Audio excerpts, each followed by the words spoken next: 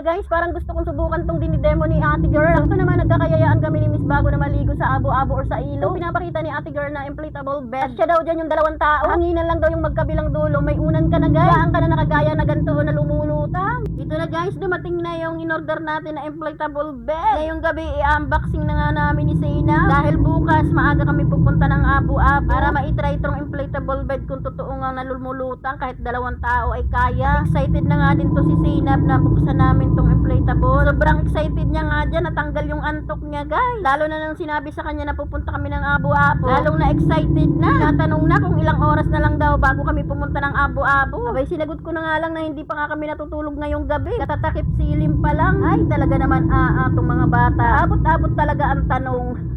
At kagandahan guys dito sa in-order namin na inflatable, may libreng panghangin na siya na maliit. Sa totoo lang habang hindi pa dumadating tong in-order ko na inflatable, nag-iisip ako kung saan ako manghihiram ng panghangin. Mano-mano na lang napapahanginan ng bibig.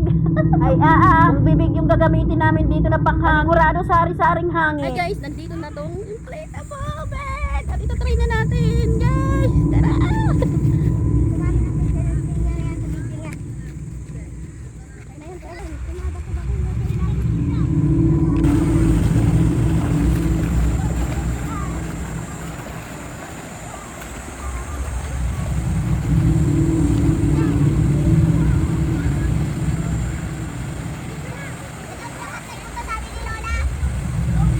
Sakto naman pagdating namin dito, wala pang katao-tao. Kaya naman lumusong agad kami dito sa tubig para na nga ma-try itong inflatable bed na sinasabi ni ate girl na kayang-kaya na yung dalawang tao. Kaya lang guys, parang hindi ata totoo yung sinasabi ni ate girl. Dahil ako pa lang yung sumasakay, parang hindi na ata ako kaya nitong inflatable bed. Ay nako, parang ayaw ko na ata. Pero dahil matigas ang ulo ng inyong kasambahay, talagang itatry ng itatry. Dahil syempre, sayang naman pagkaka-order natin dito. At kahit anong try talaga ng inyong kasambahay, talagang hindi kinakaya nitong inflatable bed. Talagang paulit-ulit lumulubog. Hindi kinaya yan. Nung pinapatry nga namin kay Zainab, kaya lang layo ng layo at natatakot daw siya. Pero nung si Miss Bago yung magtatry nitong inflatable bed, ala guys, mukhang si Miss Bago lang ata yung gusto atang pasakayin dito. E di ikaw na yung gusto. Kaya naman sabi ko dyan kay Miss Bago, bakit siya kinaya, bakit ako hindi? Magaan yarn. Kaya ano mga oras na yan guys, parang gusto ko na atang umuwi. At sinubukan na nga naming dalawa ni Miss Bago. Talagang lulutang kaming dalawa. Abay Diyos me, hindi pa nakakaupo ang inyong kasambahay, lumulubog na.